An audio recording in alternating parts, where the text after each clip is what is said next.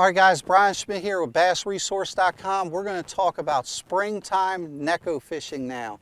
So how we approach the springtime, what we're looking for, what we believe the fish are doing, kind of how to follow them in the spring, and how to apply the Neko rig and the bait and everything like that. So in the spring of the year, guys, I 100% I'm thinking about finding the warmest water. So are the bass. They've been confined in some colder water all winter.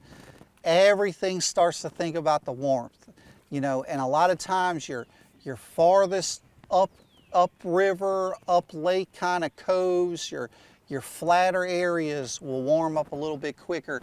I'm looking for big flats adjacent to main creek channels or main river channels is a big thing I'm looking for. Main flats, preferably a channel swing that kind of sweeps in on a flat that has a little bit of hard spot or some grass on it. Just some quick stopping point for fish to get shallow coming out of deep water is a big thing to start in the spring. So, you know, let's just say you kind of establish a pattern that's going on, or it could even be in the spring of the year, you know, your first dock leading into a cove or your last dock. That's something I want to stress at. You know, in the spring of the year, sometimes you pull into a cove. Don't fish every dock. Fish the first one and the last one. A lot of times that's going to tell you all you need to know. You could skip over a lot of dead water. But, you know, Neko rigging in the spring, guys, I'm looking for something a group of fish could relate to as they stage to spawn and then transition into the spawn, okay? So like we talked about, big flat, a stopping point on the edge of the flat is the first place a springtime fish will get, and hopefully you can follow them all the way up onto the flat to a cove area or a protected area where they can potentially spawn. So my Neko rig choice a lot of times for that time of year is the quiver, Missile Baits quiver worm in the 6.5-inch model. This is a green pumpkin.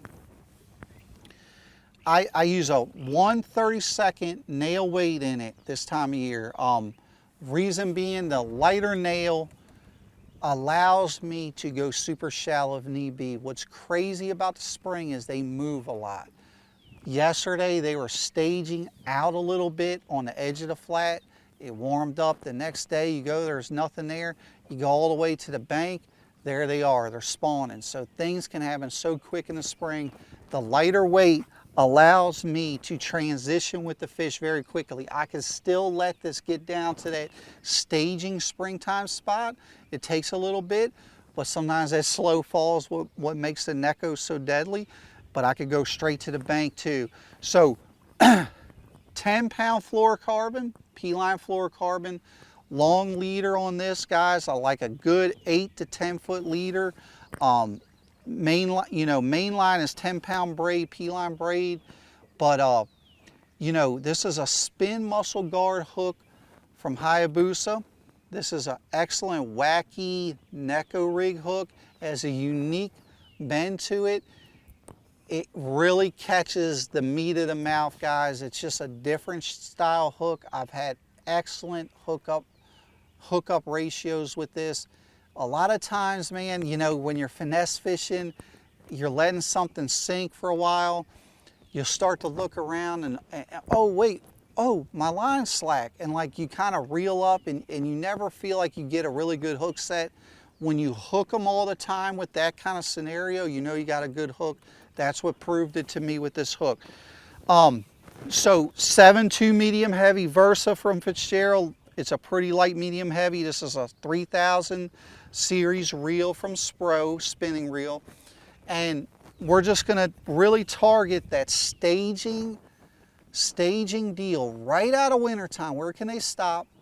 Into the spawn, that whole sector, and that can be a lot. But what you gotta remember is we've eliminated, once we get into spring, I'm eliminating the main creek channels, the deep basins.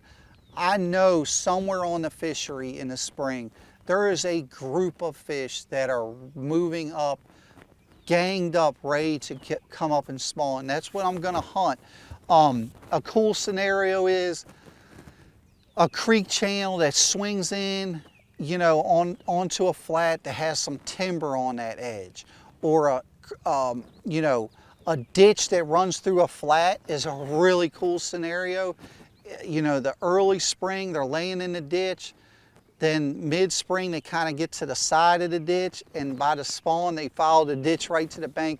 Man, if you can find one of those lined with grass of some sort, that is a excellent place.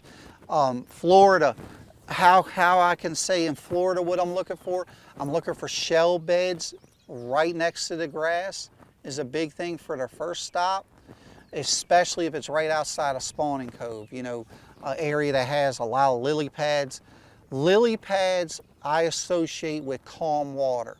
Lily pads, calm water, also associate that with spawning habitat. Anywhere lily pads grow, fish can spawn. So that's my thought process. That is my thinking. That is my line, bait. My whole idea of Neko rig fishing in the spring. I'm hoping you can apply this where you're from, and I hope it pays off for you.